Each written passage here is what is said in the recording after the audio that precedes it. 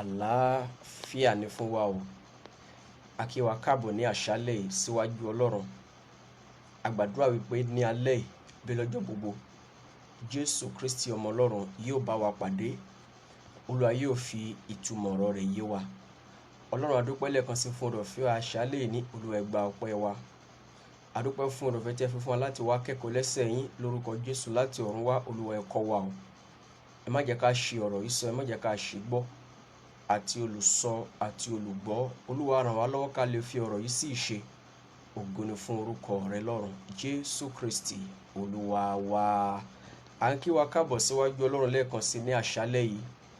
Nígbà tí a ń tẹ̀síwájú nínú alábùkún fún ẹlẹ́ẹ̀kẹrin, alábùkún fún kẹrin, èyí tí í ṣe apá ìkarùn-ún ẹ̀kọ́ orí òkè.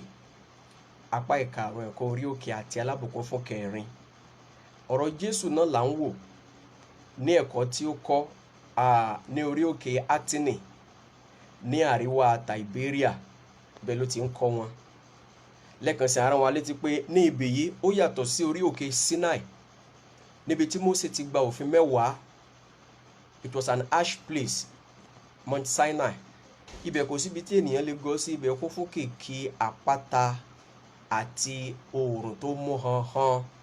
Ṣùgbọ́n níbi tí Jésù ti ń bá àwọn ènìyàn sọ̀rọ̀ yìí, a rí wípé ilẹ̀ ọlọ́ràá ni, ó kún fún ewéko dáadáa. Àwọn èèyàn ń gbọ́ dídún ẹyẹ, àwọn èèyàn ń rí àwọn òórùn dídùn tí àwọn igi eléso gbogbo tó wà ń bẹ̀ mú wá.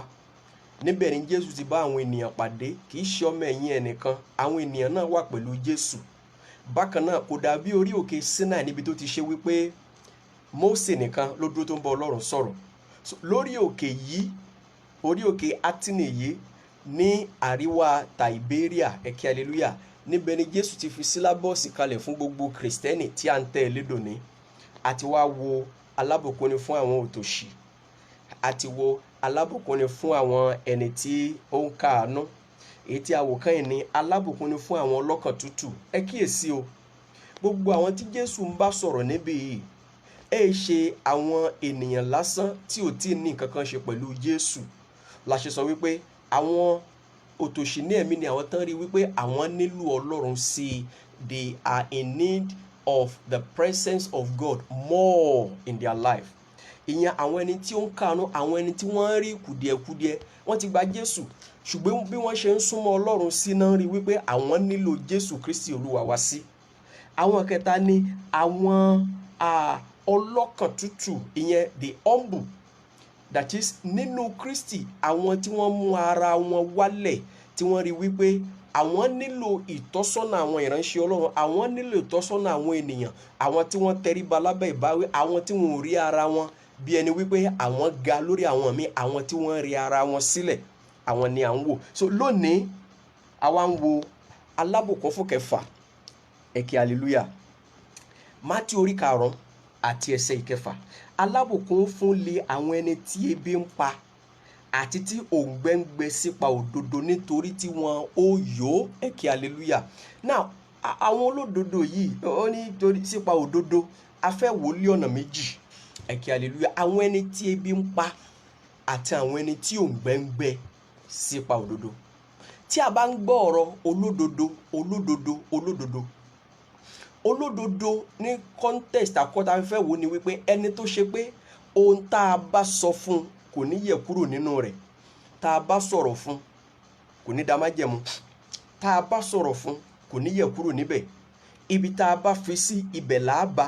Ìyẹn ò tí ì wá sọ wípé ó ti di ọmọ Ọlọ́run, ó kàn jẹ́ ẹni tí máa ń gbọ́rọ̀ ní o, kò sọ wípé ìwà ẹ̀ṣẹ̀ tí í ṣe pa ti Ọlọ́run kò sí nínú ayé rẹ̀. Á fún wa ní àpẹẹrẹ.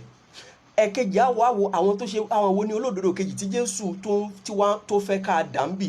Ìyẹn ni àwọn tó ṣe pé nígbà tí Ọlọ́run ti pilẹ̀ ayé wọn tán, wọ́n wá ń ṣa gbogbo ipá. So ebi ń pa wọ́n, òǹgbẹ ń gbẹ wọ́n sípa òdodo. Ipa òdodo yẹn ni láti mọ ìfẹ́ Ọlọ́run àti láti ṣe. A sọ fún wa pé lákọ̀ọ́kọ́ àwọn olódodo àkọ́kọ́ ní contest àkọ́kọ́ ni àwọn tó ṣe wípé tẹ́ ẹ bá ti sọ nǹkan tí ẹ ń fẹ́ fún wọn, wọn ò ní yà kúrò nínú rẹ̀, ibẹ̀ náà ni wọ́n ó dúró sí. Àwọn ipa àkọ́kọ́ ni àwa sọ wípé àwọn yẹn kò tí ì sọ wípé bí wọ́n ṣe ń gbọ́rọ̀ yẹn o, wọ́n mọ Ọlọ́run àbọ́lọ́run tí ì ṣe àṣepéṣẹ́ nínú ayé wọn. Ẹ jẹ́ ká kọjá sí ìwé ìbẹ̀rẹ̀, ìwé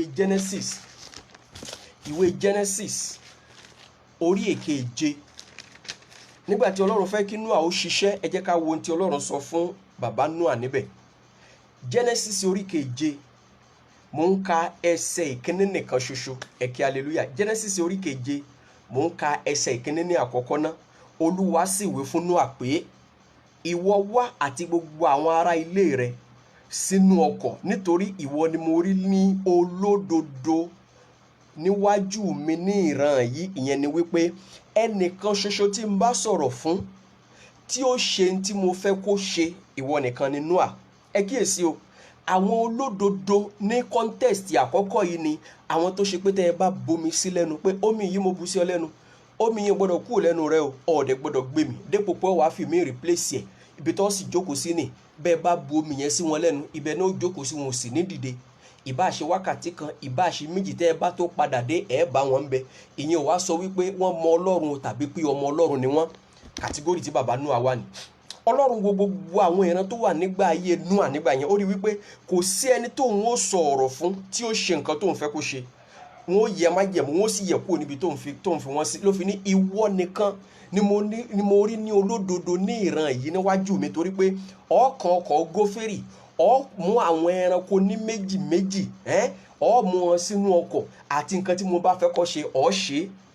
A sọ fún wa wípé èèyàn jẹ́ olódodo ó gbọ́rọ̀ ní contest àkọ́kọ́ yìí. Kò sọ wípé ó ti bá Jésù pàdé, kò sọ wípé ó ti mọ Jésù rárá àti rárá. Ẹ kí hallelujah. Now ẹ wá jẹ́ ká kọjá sí orí ìkẹjọ. Ẹ kí hallelujah. Orí ìkẹjọ, mò ń ka ẹsẹ̀ 20, ẹsẹ̀ 21 àti ẹsẹ̀ 22. Nígbà tí Ọlọ́run ti ní kí Nóà ó ṣe tí ó ṣe tán, Nóà ti kan ọkọ̀, ó ti kó àwọn ènìyàn sínú ọkọ̀, ó ti kó ẹranko sínú ọkọ̀, ó ti fi wọ́n síbẹ̀. Ìkún omi ti gbá gbogbo àwọn tí ò gbọ́rọ̀ tọ́lọ́run lòun fẹ́ parẹ́. Nígbà tí wọ́n wá kúrò nínú ọkọ̀ lẹ́yìn tí omi dúró, wọn kúkú rí òjò rí. Bíbélì sọ fún wa nínú ìwé Genesis wípé omi máa ń rin òkè, ó máa ń rin ilẹ̀ láti inú ìsàlẹ̀ ní òjò tí rọ̀. Ṣùgbọ́n tí Nóà tó ń wàásù, ó yà àwọn ènìyàn lẹ́nu wípé òjò rọ̀kẹ̀ bọ́lọ̀ ti rí òjò. So ó tún jẹ́ nǹkan tí ò jẹ́ kan tó gbọ́ ti Nóà. Gbogbo nǹkan tí Ọlọ́run ní kí Nóà ó ṣe pátápátá ló tẹ̀lé tó ṣe o. So inú ọkọ̀ wọn ti wá sọ̀kalẹ̀, omi ti gbẹ. Bíbélì wa ní Nóà tẹ pẹpẹ fún Olúwa. Ẹ wá jágbọ́n tó ṣẹlẹ̀ ní Genesis orí kẹjọ ẹsẹ̀ 20, 21 àti 22. Nóà sì tẹ pẹpẹ fún Olúwa, ó sì mú nínú ẹranko mímọ́ gbogbo àti nínú ẹyẹ mímọ́ gbogbo, ó sì rú ẹbọ sísun lórí pẹpẹ náà. Ẹsẹ̀ 21. Olúwa sì gbọ́ òórùn dídùn, Olúwa sì wí lé ọkàn rẹ̀ pé, èmi kì yóò tún fi ilẹ̀ ré nítorí ènìyàn mọ́, nítorí ìrú ọkàn ènìyàn ibi ni láti ìgbà èwe rẹ̀ wá, bẹ́ẹ̀ ni èmi kì yóò tún kọlu ohun alààyè gbogbo bí mo ti ṣe. Ó dá ìbéèrè wá ní inú ọkọ̀ ní Nóà wà fún gbogbo iye ọjọ́ tí omi fi wà ní orí ilẹ̀. A ò gbọ́ wípé Nóà tẹ ọmọ adìẹ pa nínú ọkọ̀ o. A ò gbọ́ wípé Nóà gbáyàwó rẹ̀ létí nínú ọkọ̀. A ò gbọ́ wípé Nóà sọ̀rọ̀ tí ò dá sí àwọn ọmọ rẹ̀ nínú ọkọ̀. A ò gbọ́ wípé Nóà ti báyàwó àwọn ọmọ rẹ̀ sùn nínú ọkọ̀.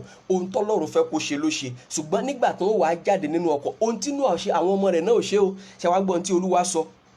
Èmi kì yóò tún fi ilẹ̀ ré nítorí ènìyàn mọ́, nítorí ìrú ọkàn ènìyàn ibi ni láti gba ìwé rẹ̀ wá. Àṣé a lè sọ̀rọ̀ fún ènìyàn kó ṣe ń tá a fẹ́ kó ṣe, kó má sì di àtúnbí. Àṣé ènìyàn lè gbọ́rọ̀, àṣé ènìyàn lè tẹ̀lé ìlànà, àṣé ènìyàn lè tẹ̀lé òfin, àṣé ènìyàn lè jẹ́ ẹni tí ó mọ gbìyànjú láti pa òfin mọ́ kó sì mọ́ di àtúnbí. Kàtígórì tí bàbá Nóà wà ní. Ẹ kí hallelujah. Now Jésù wá ń sọ nígbà májẹ̀mú titun wípé ẹ gbọ́, alábùkún fún ni àwọn ẹni tí ebi ń pa àti tí òǹgbẹ ń gbẹ sípa òdodo, nítorí wọn ó yó àwọn wo. Àwọn nígbà lẹ́ẹ̀kan ṣoṣo tí wọ́n ti gba Jésù ní Olúwa àti Olùgbàlà tán, tó ṣe pé ohun gbogbo tó jẹ wọ́n lógún ni báwo ni ìgbé ayé àwọn yóò ṣe tẹ́ Ọlọ́run lọ́rùn. Ẹ kí hallelujah. Àwọn tí ò fi ẹ̀sìn bojú, àwọn tí ò fi ojúṣe wọn nílé Ọlọ́run bojú, àwọn tí ò fi oore tí wọ́n ń ṣe bojú, àwọn tí wọn ò fi àwẹ̀ wọn bójú, yes, àwọn tí ò fi ìṣòro bójú, àwọn tí ò fi akitiyan ẹ̀sìn bójú, ṣùgbọ́n àwọn tó ṣe wípé lọ́kàn wọn lọ Jésù náà rí wípé ohun gbogbo tó jẹ wọ́n lógún ni báwo ni àwọn ó ṣe fi ìgbé ayé àwọn tẹ́ Jésù lọ́rùn. Àwọn tí Jésù pè lálábùkún fún ẹ̀kẹrin ni àwọn tó ṣe pé wọn kò sí irọ́ kankan nínú ayé wọn, àwọn tó ṣe wípé kò sí èké kankan nínú ayé wọn, àwọn tí wọ́n mọ̀ wípé gbangba lójú Olúwa ṣòǹgbò táwọn ń ṣe. Orin kan ní apá orin wa nínú ìwé orin Séráfù, ó ní gbangba lójú rẹ Ọlọ́run ṣòun gbogbo tá ń ṣe tọ̀sán torú bákan náà ni lójú Olúwa wa. Àwọn wọ́n mọ̀ pé gbangba ni pé àwọn ò sì lè fi ara pamọ́ fún Ọlọ́run, wọn ò sì fara pamọ́ fún Ọlọ́run. Ẹ ké hallelujah, ẹ ké hallelujah, ẹ ké hallelujah. Àwọn tí Kristi tó pè ní alábùkún fún ni. Now kí wá ní iṣẹ́ tí wọ́n ń ṣe? Jésù jẹ́ ó yé wa wípé ẹ gbọ́ àwọn tí ebi ń pa àti àwọn tí òǹgbẹ ń gbẹ sípa òdodo yìí, ìgbésẹ̀ kan ni wọ́n ti gbé tí wọ́n sì mọ tẹ̀síwájú láti gbé, nítorí pé kò sí ẹ̀dá ènìyàn náà láyé bó ṣe wò ó dáa tó, bó ṣe wò ó mọ Ọlọ́run tó, bí ìfàmì òróyàn oríire àti ayé rẹ̀ ṣe lè máa rìn, bó ṣe lè máa ṣàn tó, kò lè dé òpin gígùn ẹ̀mí mímọ́ láíláí. Ibi tó bá fààyè fún ẹ̀mí Ọlọ́run dé ní òjèlè ní ayé rẹ̀ dé. Ẹ ké hallelujah lẹ́ẹ̀kan sí. Kò sí bí ẹni yẹn bó ṣe dáa tó, bí ìfàmì òróyìn orí ẹ ṣe ń ṣẹ́ tó ṣe pé ìwé ẹlòmíì lè mọ fi gbágbọ́n tó, kò lè dé gígùn àti òpin ẹ̀mí mímọ́. Ibi tó bá fi àyè fún ẹ̀mí Ọlọ́run dé ni ẹ̀mí Ọlọ́run ó ṣiṣẹ́ dé nínú ayé rẹ̀. Ẹ ké hallelujah. Nítorí náà ohun tá à ń sọ ni pé ohun tí Jésù fẹ́ kí àwọn tí ebi ń pa àti tí òǹgbẹ ń gbẹ sípò òdodo máa ṣe ni wípé lẹ́yìn ìgbà tí wọ́n ti fi ayé wọn fún òun tán, now wọ́n wá máa rí wípé gbogbo bí àwọn ó ṣe rìn ní ayé àwọn ó ní láti tẹ́ Kristi lọ́rùn, kì í ṣe ẹnikẹ́ni. Èyí ṣe láti tẹ́ olùṣọ́ àgùntàn wọn lọ́rùn, kì í ṣe láti tẹ́ bàbá ìyá wọn tàbí ìyá wọn lọ́rùn, kì í ṣe láti tẹ́ wòlíì wọn lọ́rùn, èyí ṣe láti tẹ́ aládarí ìjọ wọn lọ́rùn, kì í ṣe láti tẹ́ ọ̀gá akọrin lọ́rùn, kì í ṣe láti tẹ́ ọ̀gá brigade lọ́rùn, kì í ṣe láti tẹ́ olórí alóore lọ́rùn, kì í ṣe láti tẹ́ olórí synod lọ́rùn, láti tẹ́ bíṣọ̀bù àbí pope àbí archdeaconry lọ́rùn kọ́, ṣùgbọ́n láti tẹ́ Kristi nìkan ṣoṣo lọ́rùn. Ẹ jẹ́ á gbọ́ tí Kristi sọ. Ìrètí Jòhánù orí ẹ̀kẹfà ẹsẹ̀ ìkẹrìnléníàádọ́ta, ìkarùndínlọ́gọ́ta àti ìkẹrìndínlọ́gọ́ta. Ẹ ké hallelujah. John 6 verses 54, 55 and 56. Ẹ jẹ́ ká gbọ́ ọ̀rọ̀ Ọlọ́run. Ẹnikẹ́ni tí ó bá jẹ ara mi, tí ó bá sì mu ẹ̀jẹ̀ mi, ó ní ìyè tí kò nípẹ̀kun, èmi ó sì jí i dìde ní ìkẹyìn ọjọ́. Verse 55. Nítorí ara mi li ohun jíjẹ ní tòótọ́, ẹ̀jẹ̀ mi sì li ohun mímu ní tòótọ́. Verse 56. Ẹni tí ó bá jẹ ara mi, tí ó bá sì mu ẹ̀jẹ̀ mi, ó ń gbé inú mi, èmi sì ń gbé inú rẹ̀. Ẹ gbọ́, ẹni tó bá jẹ tó sọ di ohun jíjẹ ní gbogbo ìgbà, ẹni tó wá orísun àlàáfíà rẹ̀ sínú ọ̀rọ̀ Ọlọ́run tí ò ní parọ́, ẹni tí ó wá orísun ìfọ̀kànbalẹ̀ rẹ̀ sínú àdúrà nìkan ṣoṣo tí ò fi nǹkan míì mọ́. Ṣé gbọ́ tí mo sọ? Mo ní nínú àdúrà nìkan ṣoṣo tí ò fi nǹkan míì mọ́. Ẹ ké hallelujah, ẹ ké hallelujah, ẹ ké hallelujah, ẹ ké hallelujah, ẹ ké hallelujah. Ọlọ́run. Now ohun tí à ń sọ ni, this is what we are saying. Ẹni tí ó bá jẹ ara Kristi, kì í ṣe ẹni tó ṣe pé ó rí ìwé Psalm. Ẹ ké hallelujah. Kò rí ìwé Psalm bí ìwé ẹjẹ́ á fi ṣètò, ẹjẹ́ á fi ṣe ìlànà àdúrà nìkan. Now mo ń bá wa sọ̀rọ̀ bí ọmọ sí ànẹ́sì nísìn. Ẹ ké hallelujah. Ẹni tí ò rí ìwé Psalm bí ìwé kíkà wípé ètò la fẹ́ fi ṣe, àtìráì nínú ètò díẹ̀ o, a sì rìn jìnnà nínú ètò díẹ̀. Kò sí ohun tó pọ̀ tí a ń lo Psalm fún bí ká wò ó wípé ká lò fún ètò àdúrà ni, bí ìṣẹ́gun, bí ká wá àánú, bí ká wá gbogbo ẹ̀. Àwọn tí wọ́n ti kọjá ìpele yìí, àwọn ni Jésù ń bá wí. Káwa náà ó tó di àtúnbí, a rìn jìnnà nínú ètò. Àánú àwọn ènìyàn ń ṣe mí lóde òní nítorí wípé wọn kò sí yàtọ̀ láàrin oògùn fún àwọn àti ètò àdúrà, kò sí yàtọ̀ láàrin méjèèjì. Ẹ ké hallelujah. So àwọn nígbà tí àwa sì tó dàgbà díẹ̀, a tún lè ṣàlàyé rẹ̀ wípé ètò wà, oògùn sì wà lọ́tọ̀ nígbà tá a ti mọ Jésù o. Ẹnikẹ́ni tó ya ọ̀lẹ ló súnyàn débi ètò, ọ̀lẹ ló súnni débi ètò àdúrà ní ṣíṣe, ọ̀lẹ ló súnni débi orúkọ mọ̀lẹ́kà ní lílò, ọ̀lẹ ló súnni dé kọ́ máa ṣe gbogbo oríṣi ìwẹ̀ odò oríṣiríṣi ọ̀lẹ ló súnni débẹ̀, ṣùgbọ́n ẹni tó bá bọ́ Ọlọ́run rìn dé ibì kan tó máa agbára tó wà nínú àdúrà tó ti di àtúnbí, gbogbo àwọn nǹkan yẹn pátá yóò pa tí kò ní ṣe. Mo sọ fún pé àwa náà rìn jìnnà díẹ̀, aláǹkàchíìfù ṣẹgbọ́, a ní àmùrè, a ní ìwé ètò àdúrà fún reference purpose. A máa fi hàn àwọn ènìyàn pé gbogbo tó ń ṣe ní ìsìn eré orí igi àṣepọ̀ ọmọ ẹdún ni, ta ló halẹ̀ mọ́ ẹ̀yin tẹ́ mọ̀ yàtọ̀ láàrin ogun àti ètò.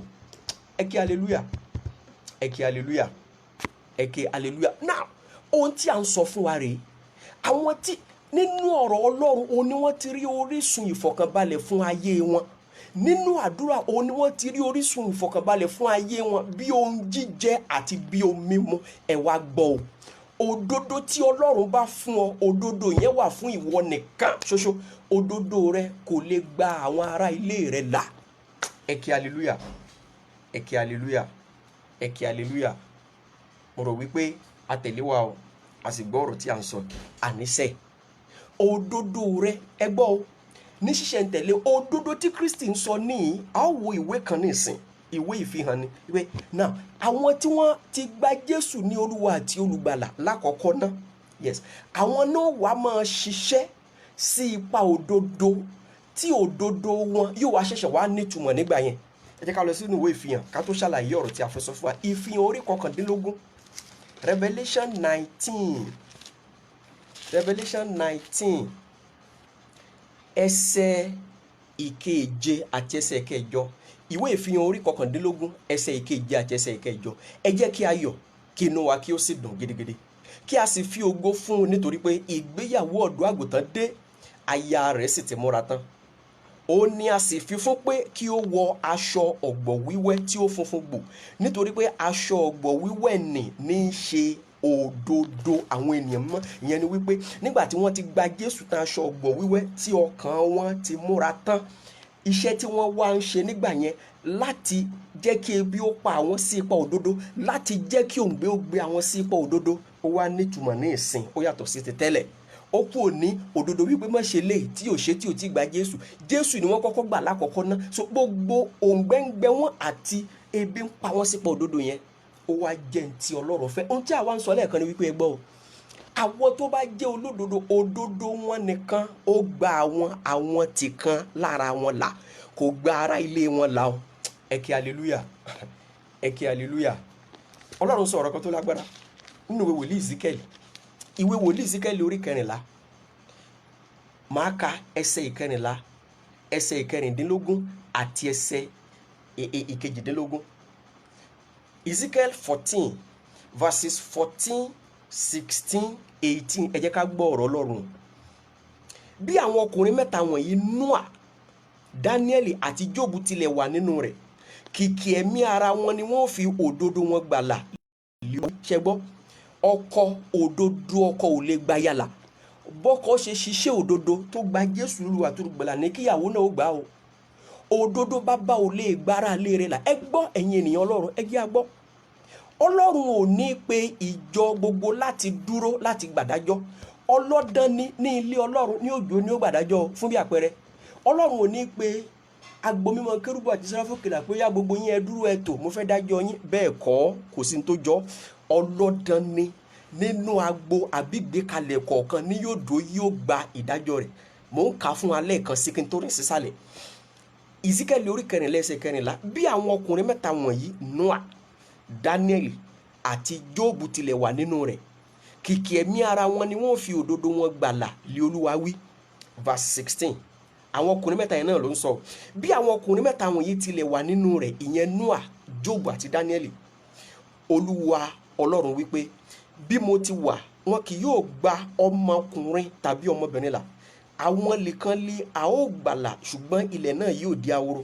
Verse 18. Ọkùnrin mẹ́ta yìí náà ló ń sọ o.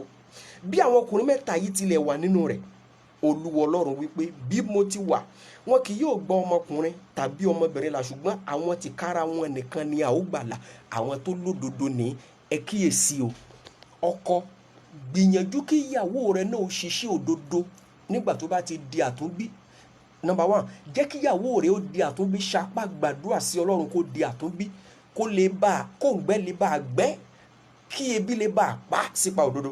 Aya, gbìyànjú kí ọkọ rẹ kí ó mọ Jésù lórúkọ àti olùgbàlà rẹ̀, kí ebi ó wá máa pa, kí òǹgbẹ ó máa gbẹ sípa òdodo. Ohun tí ó ràn lọ́wọ́ rèé o. Ẹ̀yin òbí ẹ gbàdúrà, ẹ dákun, ẹ mú ìdílé yín kúnkún. Ẹ má jẹ́ kí ọ̀rọ̀ ìjọ yín, ẹ kí hallelujah.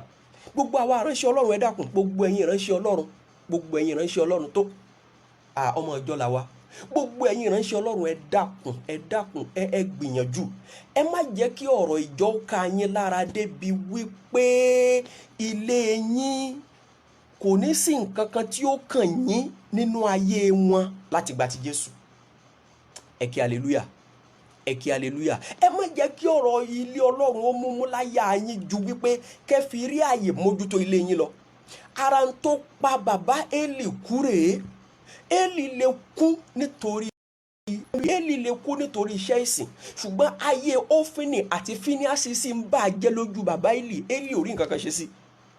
Kìkì iṣẹ́ ilé Ọlọ́run ló jẹ Élì lógún o. Ẹ ti gbọ́, ó jẹ́ lógún gan. Even nígbà tí ọmọ rẹ̀ ó kú sójú ogun, ẹni tó wá gífù rìpọ́tù tó sọ ní pé bàbá wàhálà ṣẹlẹ̀, nǹkan ti ṣẹlẹ̀, Ófínì sì kú, Fíníásì sì kú, wàhálà ò bá Élì. Ṣùgbọ́n nígbà tí bàbá Élì gbọ́ wípé wọ́n gba àpótí Ọlọ́run, ìgbà ló ṣubú sẹ́yìn tí ọrùn rẹ̀ ṣẹ́, bí ọ̀rọ̀ Ọlọ́run ṣe sọ fún wa. Ọ̀rọ̀ ilé Ọlọ́run ká Élì lára ju ìdílé rẹ̀ lọ, his immediate environment. Now kálá bá gbọ́ kí ìyàwó Élì ó ṣe nǹkan kí lọ́lọ́run retí. Nígbà tí Élì bá mọ̀ pé ọ̀rọ̀ ilé Ọlọ́run ó jẹ́ ń lógún, ìbá ti pè ìyàwó rẹ̀ jù kó pé ìyàwó mi ṣe ilé Ọlọ́run jẹ mí lógún o, ṣùgbọ́n já jókòó, jáwọ́ kọ́kọ́ ṣe mí ní Bible studies ná. Nígbà ọ̀rọ̀ Ọlọ́run náà kú náà máa ń ní ó dá, jáwọ́ kọ́kọ́ ṣe mí ní Bible studies. Nǹkan báyìí kálú bá fi kọ́ ìyàwó rẹ̀. Nígbà tó ń ṣe iṣẹ́ ìsìn, ìyàwó rẹ̀ bá máa fi kọ́ àwọn ọmọ rẹ̀, wọn ìbá bá ẹ̀kọ́ yẹn dàgbà. Ohun tó ṣe Élì náà ló ṣe Sámúẹ́lì tá a mú dàgbà nílé bàbá Élì. Ẹ kí hallelujah. Sámúẹ́lì náà ilé Ọlọ́run ló jẹ náà lógún. Bí Ófínì àti Fíníásì ṣe yàyàkuyà, bẹ́ẹ̀ náà ni Jóẹ́lì àti kejì ẹ̀ náà yàyàkuyà. Sámúẹ́lì iṣẹ́ ilé Ọlọ́run ló jẹ wọ́n lógún, ṣùgbọ́n wọn ò ráàyè mójútó ìdílé wọn. So òdodo wọn ara wọn nìkan ló gbàlà, kò gba ilé wọn là. Ohun tí ó jẹ́ kó gba ilé wọn là, wọn ò tọ́ka ilé wọn sí. Ẹ kí hallelujah. Ṣùgbọ́n a rí àpẹẹrẹ ọkùnrin kan, Fílípù ajínrere, ọ̀kan nínú àwọn díkìn méje níṣẹ́ àpọ́stélì tí wọ́n yàn. Gbàtà dé ìṣe àpọ́stélì orí 19 dé orí 20, wọ́n ní arákùnrin yìí ní ọmọbìnrin 4 wúńdíá ni wọ́n, gbogbo wọn ló ń sọ tẹ́lẹ̀. Ìyẹn ni wípé gbogbo wọn ló di àtúnbí. Bàbá yẹn ò jẹ́ kí iṣẹ́ díkìn, iṣẹ́ ilé Ọlọ́run kókó sóun lórí. Ó mọ ibi tó ti máa ń bá àwọn ọmọ rẹ̀ pàdé pẹ̀lú ìrànlọ́wọ́ ìyàwó rẹ̀. Àwọn ọmọ rẹ̀ obìnrin ni wọ́n sì yáre. Ṣùgbọ́n láyé òde òní títí wa ò rí báyìí. Ẹ kí hallelujah. Òdodo Jésù ní ó yẹ kí ebi ó pa wá, kí òǹgbẹ ó gbẹ wá sí ipa òdodo. Àwọn eléyìí náà alábùkún fún ni wọ́n, torí pé gbogbo ohun tó bá wọn láyé ni pé báwo ni ìgbé ayé àwọn ó ṣe máa wu Jésù ọkọ ìjọ ní gbogbo ìgbà ojoojúmọ́. Ẹ kí hallelujah. Ẹ kí hallelujah. Ẹ kí hallelujah. Now ọ̀rọ̀ Ọlọ́run wá ń tẹ̀ síwájú, ó ń sọ fún wa òdodo tí à ń sọ yìí. Ẹ gbọ́, Jésù Kristi ní àpẹẹrẹ tó fi lélẹ̀ fún wa. Jésù fi yé wa perfectly wípé Bíbélì sọ fún wa, a ó kà bẹ̀ nísìn nínú ìwé Róòmù orí 5 ni. Jésù mọ nǹkan tó wá ṣe láyé, so ipa yẹn ni Jésù ń tọ̀ ọ́ lọ. Ó lè sọ fún àwọn ènìyàn nígbà tí ọkùnrin tí a bí láfọ́jú yẹn, orí 9 ìrètí Jòhánù, ẹ jẹ́ ká kọ kalẹ̀ káàkà ẹsẹ̀ 4 àti ẹsẹ̀ 5. Jésù ní èmi kò lè ṣàìṣe iṣẹ́ ẹni tí ó rán mi nígbà tí ń ṣe ọ̀sán. Ó nítorí òru ń bọ̀ tí ẹnikẹ́ni kì yóò lè ṣiṣẹ́. Ó wá sọ ní verse 5, ó ní níwọ̀n ìgbà tí mo bá wà láyé, èmi ni ìmọ́lẹ̀ ayé, pé as long as I am in the world, I am the light of the world. Pé Jésù mọ ìdí tó ṣe wá sáyé, ìyẹn náà ló ń tẹ̀lé lọ, kò yà sọ́tún kò yà sósì. Bíbélì wa sọ kẹ́nìkan fún wa nípa ti Jésù, tí gbogbo àwọn olùgbọ́ wa àti gbogbo àwọn tí ó tó ń gbọ́ tọ́lọ́ fún lórí ọ̀fẹ́ tí ó gbọ́ tá ó tẹ̀lé o, kí ó ṣe pé káwa náà bá lè di alábùkún fún. Róòmù orí 5 ẹsẹ̀ 18 àti ẹsẹ̀ 19. Romans 5 verses 18 and 19. Ǹjẹ́ bí nípa ẹ̀ṣẹ̀ kan ìdájọ́ dé bá gbogbo ènìyàn sí ìdálẹ́bi, gẹ́gẹ́ bẹ́ẹ̀ ni nípa ìwà òdodo kan ẹ̀bùn ọ̀fẹ́ dé sórí gbogbo ènìyàn fún ìdáláre sí ìyè. Ẹsẹ̀ 19. Nítorí gẹ́gẹ́ bí nípa àìgbọ́rọ̀ ènìyàn kan ènìyàn púpọ̀ di ẹlẹ́ṣẹ̀, bẹ́ẹ̀ ni nípa ìgbọ́rọ̀ ẹnìkan a ó sọ ènìyàn púpọ̀ di olódodo. Jésù gbọ́rọ̀, nítorí pé gbọ́rọ̀ yẹn òun ló ṣe kú lórí igi àgbélébù. òun ló ṣe wá ra ìgbàlà fún ìwọ àti èmi. So ìgbàlà Jésù yẹn là á wá ń jọlá rẹ̀ lónìí nítorí pé kí ni Kristi gbọ́rọ̀ sí àṣẹ bàbá rẹ̀ lọ́run tó pè lẹ́nu. Bákan náà àwọn tí ó di alábùkún fún níwájú Jésù Kristi ọmọ Ọlọ́run, àwọn ni ẹni tó ṣe wípé Jésù ló tẹ́lẹ̀ rẹ̀. A sọ fún wa àwọn tí Jésù ń bá sọ̀rọ̀ ní kì í ṣe gbogbo ènìyàn, àwọn tí ìgbé ayé wọn ti di ti àtúnbí, wọ́n ń bọ̀ wá fi ayé wọn fún àwọn tó ti ń tẹ̀lé. Ẹ ti gbọ́, àwọn tó ti ń tẹ̀lé Kristi. Ó wá wò pé àwọn tí alábùkún fún wà fún àwọn tó bá gbé ìgbésẹ̀ bá ìgbésẹ̀ àtúnbí, tẹ́lẹ̀ wá farahàn nínú ayé wọn, tẹ́lẹ̀ farahàn nínú ayé wọn, tẹ́lẹ̀ farahàn nínú ayé wọn pé alábùkún fún ni wọ́n nítorí pé yóò dáa fún wọn. Ẹ kí hallelujah, ẹ kí hallelujah, ẹ kí hallelujah. Nítorí ìgbọ́rọ̀ Kristi gbogbo ènìyàn di olódodo. Àwa ń sọ fún wa lálẹ́ nígbà tí a múra láti parí ẹ̀kọ́ yìí, ẹ kíyèsí o, ẹnikẹ́ni tó bá gbọ́n tán níwájú Jésù yóò jẹ̀bi ayé, yóò jẹ̀bi ọ̀run. Àwọn olódodo sí Jésù ní ìsìn ni àwọn tí ó gbọ́rọ̀ sí àṣẹ rẹ̀ lẹ́nu. Báyìí ni mo ṣe fẹ́ kọ́ rìn, àwọn náà rìn. Àwọn náà ò ní máa fi ọgbọ́n àlùmọ̀kọ́rọ́ yìí àti ọgbọ́n orí wọn máa yí ọ̀rọ̀ Ọlọ́run sí ibòmíì. Ẹ kí hallelujah. Wọn ò ní yí ọ̀rọ̀ Ọlọ́run sí ibòmíì. Ọlọ́run ò ní sọ̀rọ̀ kankan wò pé rárá ntọ́lọ́run sọ kọ́ ohun tó ń sọ ni, nítorí pé kò súùtù wọn. Àwọn tó ṣe pé ohun tí Olúwa bá ti wí ó tẹ́ wọn lọ́rùn o, kò tẹ́ wọn lọ́rùn. Tó bá ṣá ti jẹ́ ìgbọ́rọ̀ sí àṣẹ Ọlọ́run tí ó bá ti tẹ́ Ọlọ́run lọ́rùn, àwọn tán bá ti tẹ̀lé àwọn ló ń pè ní àbọ̀. Kì í ṣe gbogbo ìdílé wọn ti gbọ́n ju ọ̀rọ̀ Ọlọ́run lọ. Kì í ṣe gbogbo ènìyàn tó ṣe pé àwọn ti rí ọrùn bí ẹni táwọn lè fọwọ́ tọ̀rọ̀ rẹ̀. Ohun tó bá ti sọ tí ò bá ti tẹ́ àwọn lọ́rùn, àwọn ò ní ṣe náà ni. A gbàdúrà fún wa ní orúkọ Jésù Kristi ti Násárẹ́tì. Oore ọ̀fẹ́ tá ò fi jẹ́ ẹni tí Jésù tẹ́lẹ̀ ayé rẹ̀, tí ebi ò wá máa pa wá, tí òǹgbẹ ó máa gbẹ wá sí ipa òdodo, Jésù yóò fi sínú ayé wa. Títí di ọjọ́ Friday tá ó tún pàdé, a ó pàdé lórí general page Facebook nígbà tá ó máa wo alábùkún fún ìkarùn. Títí di ìgbà yẹn, oore ọ̀fẹ́ Jésù Kristi kò ní fi ayé wa sílẹ̀ o. Àlàáfíà ni fún wa.